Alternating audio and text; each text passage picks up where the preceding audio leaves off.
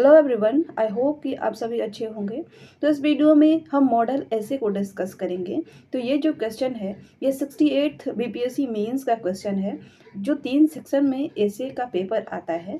उसमें तीसरा जो सेक्शन है उसमें बिहार से जुड़ी कुछ लोकोक्तियाँ और मुहावरे पूछे गए थे और उन्हीं पे आपको 700 से 800 वर्ड्स में ऐसे लिखना था। तो ये जो लोकोक्ति इसे कहेंगे, मूस मुटई है लोढ़ा हुई है, ना हाथी ना घोड़ा हुई है। तो ये भोजपुर क्षेत्र से रिलेटेड एक लोकोक्ति है जो कि प्रायः बोला जाता है। और क्योंकि मैं भोजपुर जिले से बिलोंग करती हूँ तो यहाँ पे मैंने अपने घर में या अपने पड़ोस में बहुत बार लोगों को बोलते हुए ये सुना था इस लोकोक्ति को। तो इस लोकोक्ति को देखते क्वेश्चन पेपर में मैंने इसे लिखने का सोचा। तो मैंने एग्ज़ाम के बाद ही घर पे इसे लिखा था। किन किन डायमेंशन को इसमें मैंने लिखा है इसको मैं डिस्कस करूँगी, और इसके बाद और भी कुछ डायमेंशंस जो कि इसमें ऐड किए जा सकते हैं। आप देखेंगे तो आपको खुद ही एक दो बार पढ़ेंगे आपको पता चल जाएगा अपने ही ऐसे में कि और क्या कमियां रह गई। तो जो भी मैंने लिखा है उसको डिस्कस करने के बाद और भी क्या क्या डायमेंशंस इसमें ऐड किए जा सकते हैं, ये सब कुछ हम इस वीडियो में डिस्कस करेंगे। और एक बात की, वीडियो को स्टार्ट करने से पहले मुझे पता है कि जब इस ऐसे को डिस्कस मैं कर लूँगी तो बहुत सारे लोग आप लोगों में से इसका पीडीएफ मांगेंगे। तो पीडीएफ मैं अपने टेलीग्राम पे तो दे दूँगी, लेकिन किसी के भी पीडीएफ देने से, किसी का भी नोट्स पढ़ने से आपको ऐसे लिखना कभी नहीं आएगा। आप दूसरे के कॉपी से बस आइडियाज़ ले सकते हैं। आप डायमेंशंस देख सकते हैं कि किन किन डायमेंशंस में किसी टॉपिक को ले जाना है, कैसे लिखना है, एक सामान्य से एक लाइन के लोकोक्ति को किस प्रकार से एक्सपेंड करना है, उसे 700 से 800 वर्ड्स में कैसे लिखना है। बस ये सीखना है आपको कहीं से भी ऐसे में, क्योंकि ये जीएस का आंसर नहीं है कि आप गांधी जी के बारे में पूछा तो आप कहीं से भी पढ़ेंगे तो सेम ही चीज़ दिया रहेगा और वो आप आंसर में लिख देंगे। ये ऐसे है जिस तरह से आपके विचार हैं, जिस तरह से आपने किसी चीज़ को आपका देखने का नज़रिया है, वो सब आपको ऐसे में इंक्लूड करना है। और भी कई सारे डायमेंशन, जिस डायमेंशन से आप सोच सकते हैं वो सब आपको ऐसे में इंक्लूड करना रहता है। तो चलिए स्टार्ट करते हैं वीडियो। और ऐसे के जो भी पैराग्राफ से अगर मैं लाइन बाय लाइन डिस्कस करूँ तो काफ़ी वीडियो लंबा हो जाएगा। तो जो भी मैंने पैराग्राफ्स लिखा है उसका मैं समरी डिस्कस करूँगी, और उस समरी से फिर आपको अपने से उस ऐसे के बारे में लिखना है, खुद से अपनी कॉपी पे लिखना है। तब जाके आप सीख पाएंगे कि कैसे किसी टॉपिक पे लिखा जाता है, और भी आपके डायमेंशंस और भी जो होंगे वो आप उसमें ऐड करेंगे। सो टॉपिक है मूस मुटई है लोढ़ा हुई है, ना हाथी ना घोड़ा हुई है। तो ये जो लोकोक्ति है यह जो है प्रायः बोला जाता है एक नेगेटिव सेंस में, किसी को भी बताने के लिए कि तुम्हारा इतना ही लिमिट है, तुम्हारी इतनी ही लिमिट है और तुम इससे आगे बढ़ ही नहीं सकते हो। यानी कि मूस क्या है, एक छोटा सा प्राणी है। तो मूस को कहा गया है इसमें कि वो कितना भी खा पी ले, कितना भी बड़ा हो जाए, वो एक लोढ़ा ही हो सकता है। लोढ़ा का मतलब जो सिलबट्टे पे जिसे जो पत्थर होता है छोटा सा, जो कि मसाले वगैरह पीसने के उपयोग में लाया जाता है, तो उसी से कंपेयर किया गया है इस छोटे से प्राणी को। वो कितना भी बड़ा हो जाए वो लोढ़ा तक ही सीमित रह सकता है, वो हाथी घोड़ा नहीं हो सकता है। इसका ये सिंपल सा अर्थ है, इस लोकोक्ति का एक सिंपल सा एक लाइन में ये अर्थ है। इसका मतलब क्या हुआ कि आप उस मूस के लिमिटेशन को बता रहे हैं कि तुम इतना ही बड़ा हो सकते हो, तुम चाहे कितने भी कोशिश कर लो, कितने भी खा पी लो, तुम हाथी घोड़ा नहीं हो सकते। तो अब हमें इस मूस से और ना ही इस लोढ़ा से इसमें कोई कनेक्शन नहीं है। अब हम इस टॉपिक को किन किन डायमेंशंस में तोड़ सकते हैं, किन किन डायमेंशन में लिख सकते हैं, ये हमें देखना है। तो हालांकि ये तो एक नेगेटिव टॉपिक है। नेगेटिव इसका मतलब निकलता है कि किसी की सीमाओं को आप सीमित कर रहे हैं, लेकिन फिर भी हमें ऐसे लिखना है तो हमें कई सारी पॉजिटिव चीज़ें इसमें डालनी है। और फिर हम ऐसे का भी जो सेंस है कि इसमें नेगेटिव बातें हैं उसको भी हम एक दो पैराग्राफ में बता देंगे, लेकिन मैक्सिमम चीज़ें आपको इससे पॉजिटिव ही निकालनी है। तो मैंने जो ऐसे अपना स्टार्ट किया था वो है everything has its limit, iron ore can not be educated into gold. Mark Twain का ये कोट है। तो मुझे अच्छा लगता है किसी स्टोरी से या किसी कोट से अपने ऐसे को स्टार्ट करना। तो यहाँ पे मार्क ट्वेन जो कि एक अमेरिकन राइटर थे, अमेरिकन एक लेक्चरर थे, एसेइस्ट थे, इनका ये कहना था कि सभी चीज़ की एक सीमा होती है। आयरन ओर जो है यानी कि लोहे का जो अयस्क है उसे सोना हम नहीं बना सकते हैं, चाहे हम कुछ भी कर ले, आयरन ओर को हम सोना नहीं बना सकते हैं। सभी चीज़ की एक सीमा होती है, ये मार्क ट्वेन का कथन है। तो इस एक कोट से ही हमने इस टॉपिक को डिफाइन कर दिया। जो टॉपिक है इसको इस कोट से हमने रिलेट कर दिया। अब ये हमने जो एक एक लाइन है वो मैं नहीं पढ़ूंगी क्योंकि काफ़ी सारा टाइम लग जाएगा। मैं बस पैराग्राफ जो मैंने लिखा है उसको डिस्कस कर रही हूँ, और फिर आपको क्या करना है कि आपको इसी टॉपिक पे फिर से लिखना है। ये वीडियो देख के जो भी आपको इसमें से अच्छी बातें लगे उसको आप लिखिए, और भी जो भी आपको याद आए इस टॉपिक से जो आप रिलेट कर पाए उसे आप ज़रूर लिखिएगा इस वीडियो को देखने के बाद। तो यहाँ पे जो कोट है इसको फिर मैंने इसी कोट से ही स्टार्ट किया है। The above statement given by famous American writer mark Twain fits best in this common Bhojpuri proverb which means that everyone had some boundaries। तो मार्क ट्वेन जो एक अमेरिकन राइटर, लेक्चरर, एसेइस्ट थे, ये जो famous quote इन्होंने दिया है इस कॉमन भोजपुरी के मुहावरे या कहावत में बिल्कुल फिट बैठता है, जिसमें ये कहा गया है कि सभी की कोई ना कोई सीमा होती है। While some limitations can be stretched, there are points beyond which no amount of training, adjusting, modifying or educating can reasonably alter a boundary। तो सभी चीज़ की एक सीमा होती है और किसी भी सीमा को हम स्ट्रेच कर सकते हैं, कुछ हद तक हम स्ट्रेच कर सकते हैं, लेकिन एक बिंदु ऐसा आता है जहाँ से कोई भी ट्रेनिंग कितना भी हम एडजस्ट कर लें, कितना भी उसमें हम मॉडिफाई कर लें, कितना भी हम उसको एजुकेट कर लें, वो हम उस बाउंड्री को बदल नहीं सकते हैं, उस बाउंड्री को चेंज नहीं कर सकते हैं। तो ये हमने एक पैराग्राफ में इस जो टॉपिक है इसको डिफाइन कर दिया एक कोट के माध्यम से इसे कनेक्ट करके। अब देखिए नेक्स्ट पैराग्राफ है कि however this proverb can be taken into two aspects.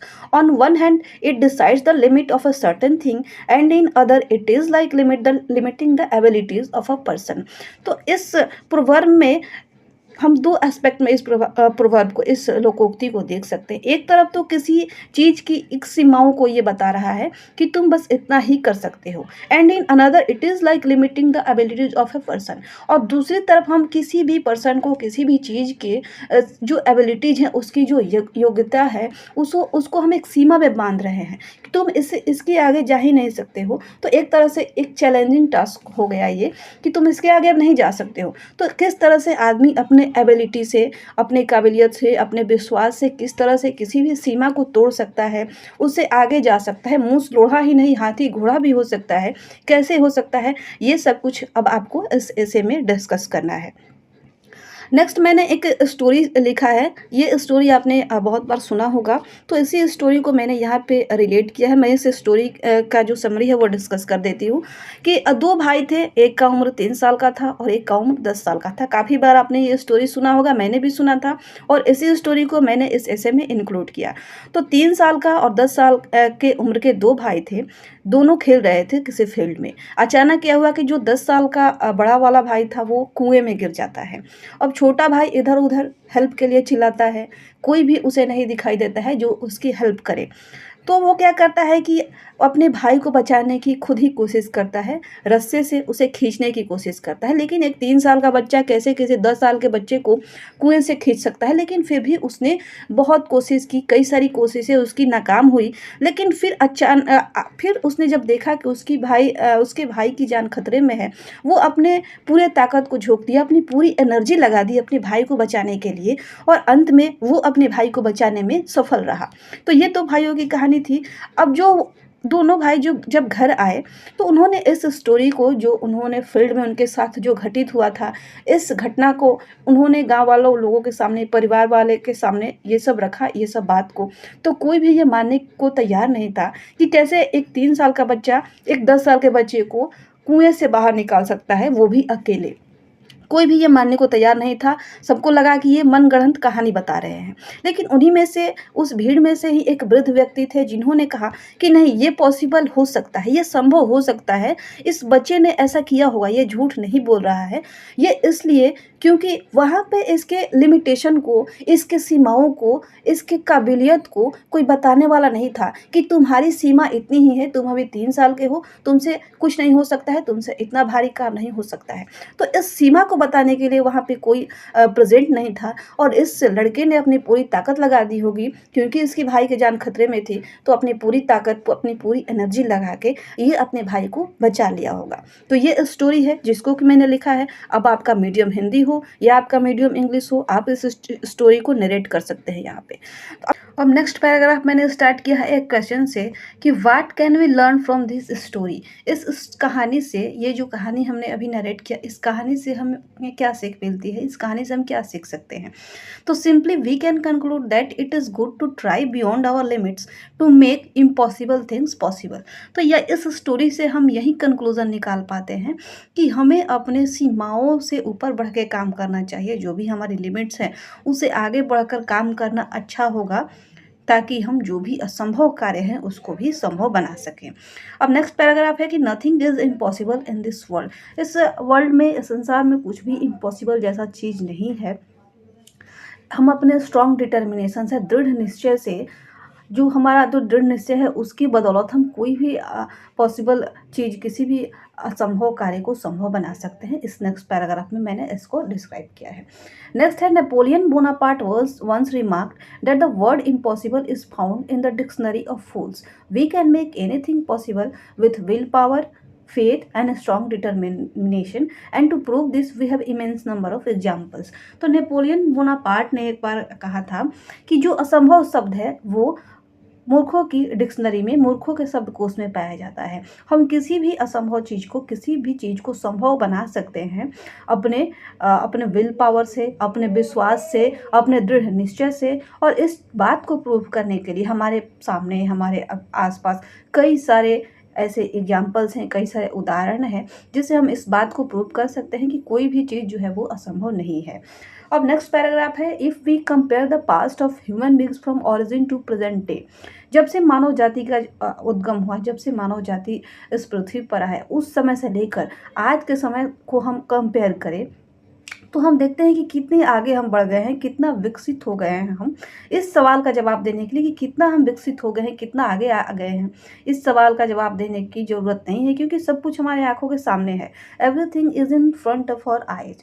तो नेक्स्ट है कि in childhood days every mother use to say her child a common Hindi line. तो बचपन में सभी की माता जो है एक कॉमन हिंदी लाइन, एक कविता सुनाया करती हैं, या घर के लोग भी एक कविता सुनाया करते हैं, विच इज चंदा मामा दूर के। But nowadays, not only Chanda Mama, that is denoted, Chanda Mama is word for moon, but every single corner of the sky is within the reach of human beings। तो इस बात को जब चंद्रयान 3 की launching हुई थी अगस्त में, जब चंद्रयान 3 जब सक्सेसफुली लॉन्च हो गया था, तो हमारे पीएम ने भी इस बात को कहा था कि चंदा मामा अब दूर के नहीं है, चंदा मामा बस एक टूर के हैं। तो इस चीज़ को मैंने लिखा था जब मैंने ऐसे ये वाला ऐसे मैंने लिखा था, तो इस चीज़ को मैंने पहले ही अपने ऐसे में इंक्लूड किया था। फिर हमारे पीएम से भी इस बात को सुनने को मिला, अच्छा लगा काफ़ी कि इस चीज़ को मैंने पहले अपने ऐसे में यूज कर लिया है।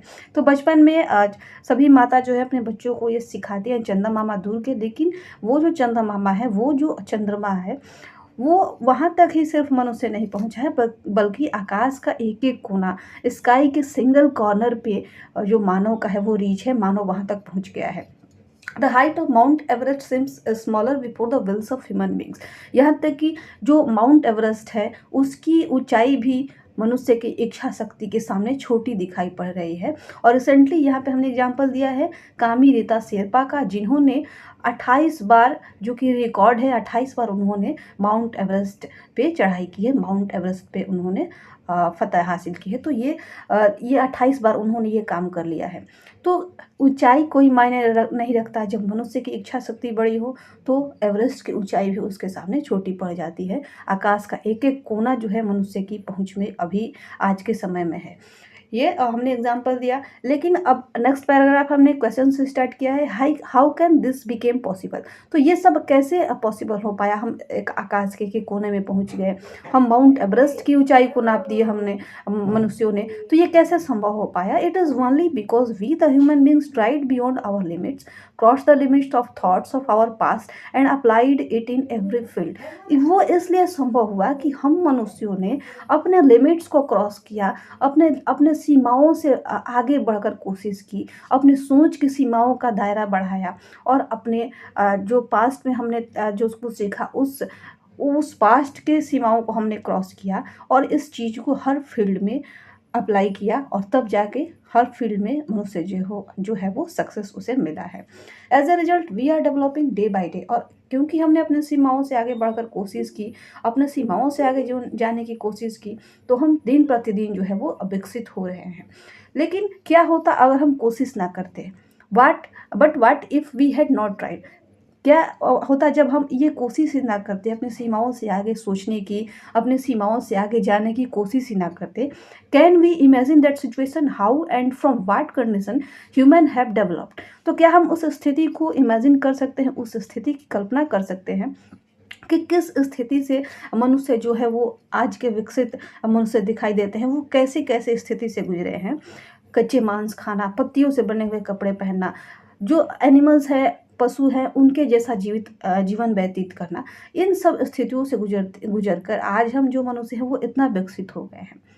तो ये क्यों पॉसिबल हुआ? क्योंकि मनुष्य जो है वो अपने लिमिट्स को पुश करने की कोशिश की और वैसी स्थिति से बाहर निकलने की कोशिश की, तब जाके ये सभी चीज़ें पॉसिबल हो पाई। अगर हम कोशिश ही ना करते, अगर मनुष्य अपनी सीमाओं से बाहर सोचने की हिम्मत ही ना करता, तो आज हम इतना विकसित नहीं रह पाते। हम वहीं कच्चे मांस खाते, हम वहीं पत्तों के कपड़े पहनते और वहीं पशु पक्षियों की तरह मनुष्यों का भी जीवन रहता। The women who were always placed behind and thought to be inferior than the men from ancient times। तो महिलाओं को भी अगर स्थिति देखा जाए कुछ समय को छोड़कर, जैसे वैदिक टाइम में महिलाओं की स्थिति अच्छी थी, तो हड़प्पा सभ्यता में भी महिलाओं की स्थिति अच्छी ऐसी मानी जाती है। लेकिन कुछ ऐसा भी समय आया जब महिलाओं को इन्फीरियर समझा जाता था, कि हमेशा उन्हें समझा जाता था कि वो मेन की असिस्टेंट के रूप में, उनका जन्म ही हुआ है ताकि वो मेन की असिस्टेंट बन के रह जाए। द मेल डोमिनेटेड सोसाइटी है सेट आउट देयर लिमिट्स। तो जो मेल डोमिनेटेड सोसाइटी है, जो हमारा पितृसत्तात्मक समाज है, वो उनका एक दायरा सेट कर दिया गया है। महिलाओं के लिए एक सीमा बना दी गई है कि आपको घर के काम करने हैं, आपको परिवार को देखना है, अपने बच्चों को देखना है, बस आपकी ड्यूटी यही है।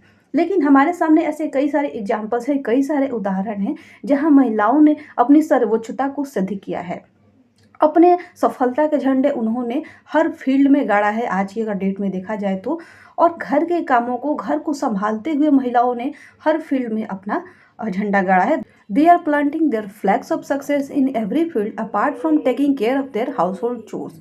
This only became possible when women realized that they are capable of doing all the work that a man can do। और ये सब कैसे संभव हो पाया? हर फील्ड में महिलाओं ने अपने सक्सेस, अपने सफलता के झंडे कैसे गाड़े, हर फील्ड में महिलाएं कैसे आगे पहुंच गई, यहाँ तक कि हमारे देश की प्रथम व्यक्ति राष्ट्रपति भी एक महिला ही हैं, जो कि एक संथाल समाज से, एक आदिवासी समाज से आती हैं। तो ये सब कैसे संभव हो पाया? जब महिलाओं ने ये सोचा कि महिलाओं के अंदर भी हम भी वो सभी काम कर सकते हैं जो कि एक आदमी कर सकता है। ये जब सोच से आगे निकलकर, अपनी सीमाओं से आगे बढ़कर जब महिलाओं ने कोशिश किया, तो जाके ये सब कुछ संभव हो पाया। Thus, we can say that there is no such thing as change. By our own ideas, will, faith, and ability, we can create a number of chances, circumstances, and the desired atmosphere to achieve the toughest and impossible goals। तो हम ये इस तरह से कह सकते हैं कि बदलाव जैसा कोई चीज़ नहीं होता है। हम अपने आइडियल से, अपने विश्वास से, अपनी इच्छा शक्ति से, अपनी योग्यता से ऐसे चांस क्रिएट करते हैं, ऐसे सर्कमस्टांसेस, ऐसी परिस्थिति क्रिएट करते हैं, ऐसा वातावरण क्रिएट करते हैं ताकि हम अपने जो भी असंभव गोल्स हैं, जो टफ हमारे लक्ष्य हैं, उसको हम प्राप्त कर सकें। अब नेक्स्ट है when our country was colonial of British, several efforts was made by our national freedom warriors to make our country free from British rule. तो इस पैराग्राफ में मैंने लिखा है कि जब हमारा देश ब्रिटिश औपनिवेश, अंग्रेजों का गुलाम था, ब्रिटिश औपनिवेश था, तो उस समय बहुत सारे फ्रीडम फाइटर्स उभर कर सामने आए, जिन्होंने अपना भरपूर योगदान दिया देश को आज़ाद कराने का। कईयों की जान गई देश की आज़ादी के लिए। लेकिन जब गांधी जी अराइव्ड हुए, जब गांधी जी का आगमन हुआ पैसिव रेजिस्टेंस का आइडिया लेकर, सत्याग्रह का आइडिया लेकर, तो सभी लोगों को उनके ऊपर डाउट हुआ। सभी लोगों ने ये सोचा कि कैसे बिना फोर्स से, बिना लड़ाई किए हम कैसे सत्याग्रह के बल पर अपने देश को आज़ाद करा सकते हैं। लेकिन अंततोगत्वा उनके कंटिन्यूअस इफोर्ट्स से लगातार उन्होंने प्रयास किया इस सत्याग्रह पे, अहिंसा के जो उनकी थ्योरी थी उस पे, और हमने आज़ादी पाया। बहुत बड़ा उनका योगदान था आज़ादी में। ऐसा नहीं है कि और भी कई फ्रीडम फाइटर्स जो थे उन्होंने अपने जान नहीं दिए, देश के लिए काम नहीं किया। लेकिन क्या था कि जो गांधी जी का जो नियम था उस पे सभी को डाउट था कि ये सत्याग्रह करके हम कैसे आज़ाद हो सकते हैं। लेकिन सबका योगदान उतना नहीं महत्व रखता है जितना कि महात्मा गांधी का हमारे फ्रीडम स्ट्रगल में जितना रोल है, जितना उनकी भूमिका है। और ये किस लिए पॉसिबल हुआ? क्योंकि उन्होंने ऐसा मेथड अपनाया, ऐसी तरीका अपनाया सत्याग्रह का, सत्य का, अहिंसा का, ताकि उस मेथड को पहले कहीं नहीं यूज़ किया गया था। किसी ने सोचा भी नहीं था कि सत्याग्रह करके असहयोग आंदोलन करके हम अपने देश को आज़ाद करा सकते हैं। तो आज तक उनका जो भूमिका है सबसे बड़ा है, क्योंकि उन्होंने कुछ अलग मेथड ट्राई किया, जो सीमाएँ थी उस सीमाओं से हटकर कुछ कोशिश किया और अंततोगत्वा आज़ादी हमारे देश को मिली। सभी जो थे must have common thought that only war और violence can be the best way to thrive away British, but Gandhi है डिफरेंट थॉट। तो सभी का ये मानना था कि हम हिंसा करके ही, वार से ही, लड़ाई से ही, बल से ही अंग्रेजों को भगा सकते हैं। लेकिन गांधी जी का एक अलग सोच था। He use to say that an eye for an eye will make the whole world blind. तो उनका ये कहना था कि अगर आँख के बदला हम किसी का आँख ले लेते हैं तो इस तरह से पूरा विश्व ही अंधा हो जाएगा। तो इस तरह से उन्होंने अहिंसा का मार्ग अपनाया, सत्याग्रह का मार्ग अपनाया और सबसे बड़ा भूमिका था उनका हमारे आज़ादी को दिलाने में। तो ये एक हिस्टोरिकल एग्जाम्पल हो गया, हमने महात्मा गांधी का एग्जाम्पल दिया यहाँ पे। नेक्स्ट एग्जाम्पल है मिस्टर नेल्सन मंडेला का, जो कि साउथ अफ्रीका के फॉर्मर प्रेसिडेंट रहे हैं।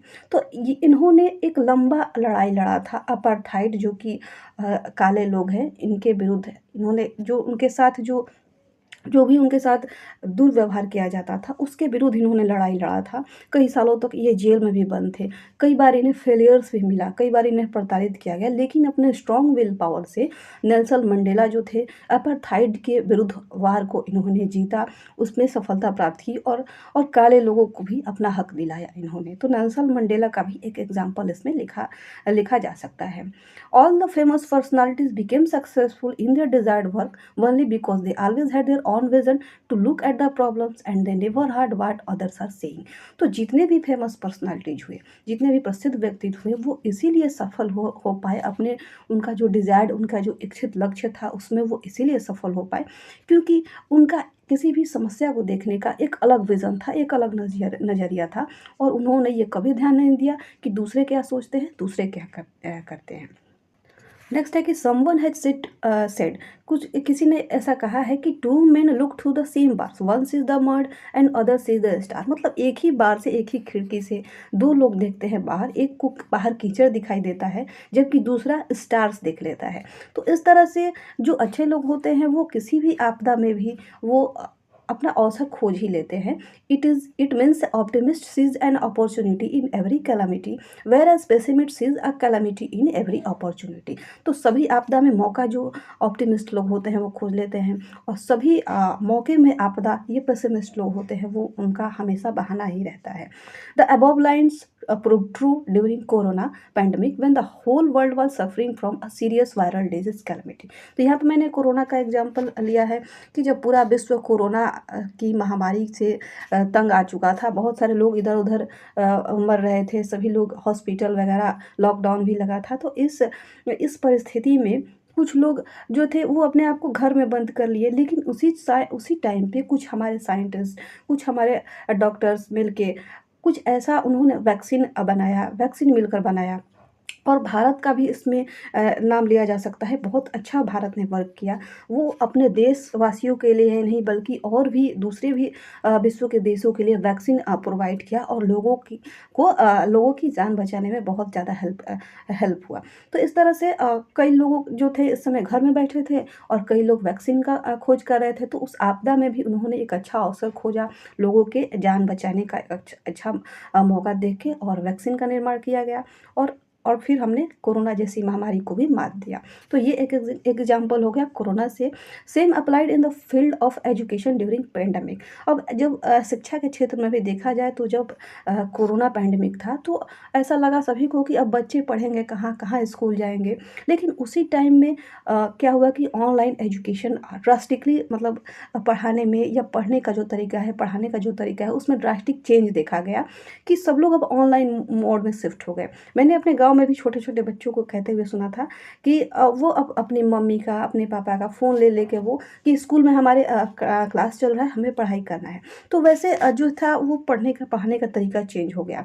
तो ये कैसे पॉसिबल हो हुआ? अगर हम वो कोरोना पैंडेमिक नहीं आता तो इतना जल्दी ऑनलाइन शिफ्ट नहीं होता, उसकी स्पीड स्लो रहती। लेकिन जब उसी आपदा में कुछ लोग रूम में बंद होके उस आपदा को सह रहे थे, उसी आपदा में कई लोग इनोवेशन के साथ, नई-नई तकनीक के साथ, नई-नई खोज के साथ बाहर आए और लोगों के जीने का तरीका, लोगों के रहने का तरीका वो बदल गया।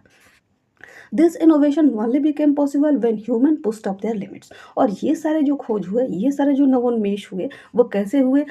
वो तभी हुए जब ह्यूमंस ने अपने लिमिट्स को पुश अप किया, tried hard with strong will power and came out successfully. अपने लिमिट्स को क्रॉस किया, कड़ी मेहनत की और अपने स्ट्रॉन्ग विल पावर से जो है वो सक्सेस हुए। But limitations are also necessary for life. अब हमने एक छोटा सा पैराग्राफ लिखा है जिसमें कि बताया है कि जो सीमाएं बनाई जाती हैं ये भी हमारे जीवन के लिए ज़रूरी है, क्योंकि जो ऐसे का टॉपिक है वो थोड़ा नेगेटिव सेंस में, तो उसको भी थोड़ा सा जस्टिफाई किया जा सकता है एक पैराग्राफ में। तो लिमिटेशंस भी हमारे लिए ज़रूरी हैं। वो कैसे? तो let us imagine there are no limits. हम ऐसा कल्पना करते हैं कि किसी भी चीज़ की कोई सीमा नहीं है। हम जितना पैसा चाहें उतना हमारे पास आ जाए, हम जितना दिन जीना चाहें उतना दिन हम जी सकते हैं। जितना हम जितना सपने देखते हैं वो सारे सपने हमारे पूरे हो जाएँ। मनी पे, हेल्थ पे, हैप्पीनेस पे, हमारे डिज़ायर्स पे, हमारी दृढ़ इच्छा शक्ति पे कोई भी सीमा ना हो, कोई भी लिमिट ना हो, तो कैसा हमारा जीवन हो जाएगा? एक बोरिंग एक्जिस्टेंस हो जाएगा। यानी कि हम चाहते हैं हम 100 साल जीवित रहें, लेकिन ऐसा होता नहीं है। हम जीते हैं 60 साल, 70 साल, लेकिन अपने एज को बढ़ाने के लिए हम मेहनत करते हैं, हम अपने हेल्थ का ख़्याल रखते हैं। लेकिन अगर सबको पता है कि मुझे 100 साल जीना है, तो क्या कोई ना कोई जिम करेगा, ना कोई एक्सरसाइज करेगा, ना कोई योगा करेगा। उसी तरह से मनी के भी सेंस में देख लिया जाए कि जितना आप चाहे पैसा मिल जाएगा, तो उसके लिए ना कोई पढ़ाई करेगा, ना कोई मेहनत करेगा, ना कोई ऑफिस जाएगा, तो कितना बोरिंग एग्जिस्टेंस हो जाएगा उस समय पे। तो सीमाओं का रहना भी हमारे जीवन में बहुत ज़्यादा ज़रूरी है। Having limits help us organise investments of our time, energy and other resources. तो सीमा जब हमारे कामों में, हमारे जीवन में किसी चीज़ की जब सीमा लगा दी जाती है, तो उसको हम उस टाइम को, अपने एनर्जी को और भी जो संसाधन है उसको ऑर्गेनाइज करते हैं, अच्छी चीज़ों में लगाते हैं। So if we go beyond our limits, our elasticity will end and we will become plastic that is useless. तो यदि हम अपने सीमाओं से बाहर जाते हैं तो हमारा जो इलास्टिसिटी है वो ख़त्म हो जाएगा और हम एक प्लास्टिक की तरह हो जाएंगे जो कि बिल्कुल यूजलेस होता है। Everyone has a certain limit, going beyond this limit can lead to a disaster. तो जैसे एक रबड़ है, उसका एक इलास्टिसिटी होता है कि इतना तक ही फैल सकता है, उससे ज़्यादा अगर आप उसको खींचेंगे तो वो क्या होता है, टूट जाता है। तो इसी तरह से अगर हम लिमिट्स को बहुत ज़्यादा क्रॉस कर लिया जाए तो वो डिजास्टर का रूप ले लेता है। तो यहाँ पे हमने जो ऐसे का टॉपिक है उसको थोड़ा सा जस्टिफाई किया है कि लिमिट्स भी रहना ज़रूरी है हमारे लाइफ में। अब नेक्स्ट पैराग्राफ इसको हमने लिखा है कि but thinking of disaster we should not make the choice of being stuck in one state. लेकिन डिजास्टर का सोचते हुए कि ज़्यादा हम अपने लिमिट्स को क्रॉस करेंगे तो हम बर्बाद हो जाएंगे, इसको सोचते हुए ऐसा नहीं है कि हमें कोशिश करना ही छोड़ देना चाहिए और एक ही स्थिति में जैसे हैं वैसे ही अपने लाइफ को स्वीकार करके रहना चाहिए। इसके अलावा हमें क्या करना चाहिए कि instead we must look at the opportunity that how we can improve. तो हमें एक ही जगह पर स्टक रहने के बजाय हमें मौका देखना है कि कैसे हम अपने आप को इम्प्रूव कर सकते हैं, जो भी हमारी स्थिति है उसको कैसे बदला जा सकता है। It is just like Bruce Lee had said, if you always put limits on everything you do, physical और anything else, it will spread in to your work and in to your life. यानी कि अगर हर चीज़ में आप limit लगाते रहेंगे, जो भी आप फिजिकल या कुछ भी करते हैं, तो ये आपके पूरे जीवन में ही लिमिट की जो है लिमिट देखने लगेंगे। किसी भी काम को आपके करने की इच्छा शक्ति ही खत्म हो जाएगी, आप जो है उसी में अपने आप को स्वीकार कर लेंगे।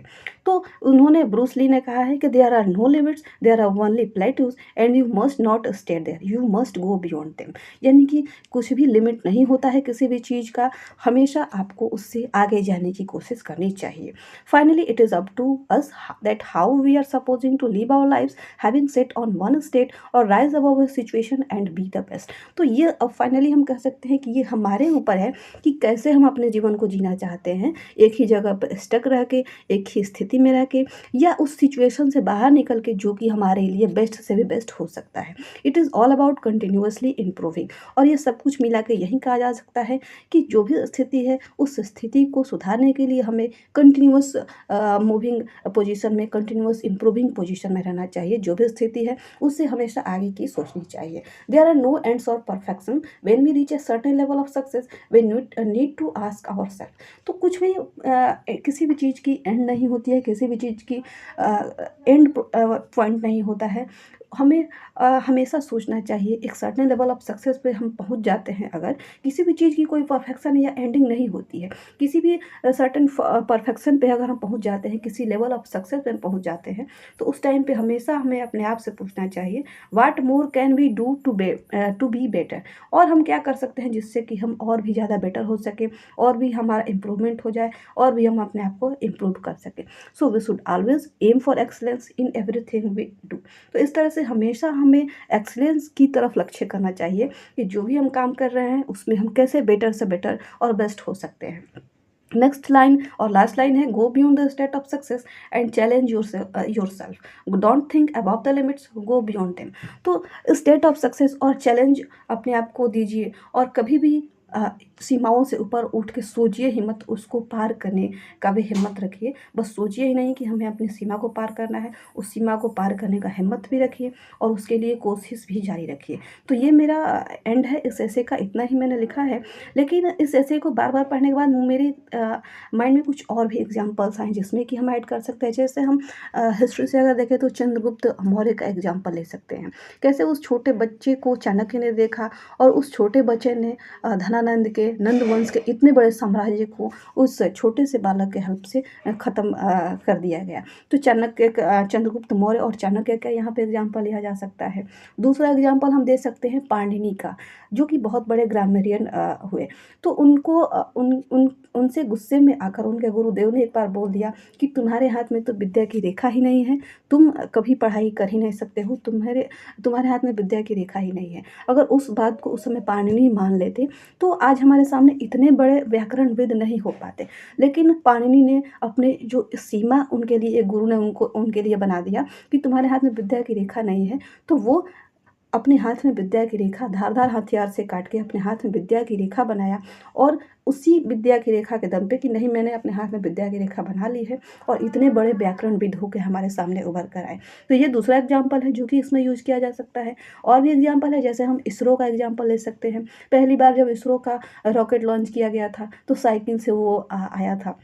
तो कई सारे विश्व के देशों ने मजाक उड़ाया था भारत के स्पेस जो टेक्नोलॉजी थी उस पे, इसरो का। लेकिन वही इसरो आज चंद्रयान 3 को सक्सेसफुली लॉन्च किया, चंद्रमा के दक्षिणी ध्रुव पर पहुंच गए, हम विश्व के विकसित देशों में शामिल हो गए, चौथे स्थान पर आ गए। तो ये सब कैसे पॉसिबल हो पाया? किसी के मजाक उड़ाने से, किसी की आपको सीमाओं के बताने से अगर हमने ध्यान नहीं दिया तो उससे पार हमने जाने की कोशिश की, और अंततोगत्वा सफलता भी उसमें मिली। तो ऐसे और भी कई सारे इमेंस नंबर ऑफ एग्जाम्पल्स हैं जो कि इस ऐसे में आप बता सकते हैं कि किसी भी चीज़ की कोई सीमा नहीं होती है। हमेशा अपने सीमाओं से आगे उठ के हमेशा अपने सीमाओं से आगे बढ़ के कोशिश करनी चाहिए, और सफलता हमें अवश्य मिलती है। तो मूस जो है वो मुटा के बस लोढ़ा ही नहीं, अगर वो कोशिश करे तो हाथी घोड़ा भी हो सकता है। तो इस तरह से इस ऐसे को और भी कई सारे एग्जाम्पल से कनेक्ट करके लिखा जा सकता है। मैंने ये पहली बार में लिखा था तो मैंने ये सब चीज़ें इसमें इंक्लूड किया था। ये बेस्ट ऐसे तो नहीं हो सकता है, लेकिन फिर भी एक कोशिश है आपको दिखाने की कि ये ऐसे आप इस अपने ऐसे को फॉरवर्ड कर सकते हैं, कैरी कर सकते हैं। जो पैराग्राफ्स है उसको आगे एक्सटेंड कर सकते हैं। एक छोटे से लोकोक्ति को, मुहावरे को आप किन किन डायमेंशन में लिख सकते हैं। तो उम्मीद करते हैं कि ये वीडियो आपको पसंद आया होगा। यहाँ तक वीडियो देखने के लिए आपका बहुत बहुत धन्यवाद।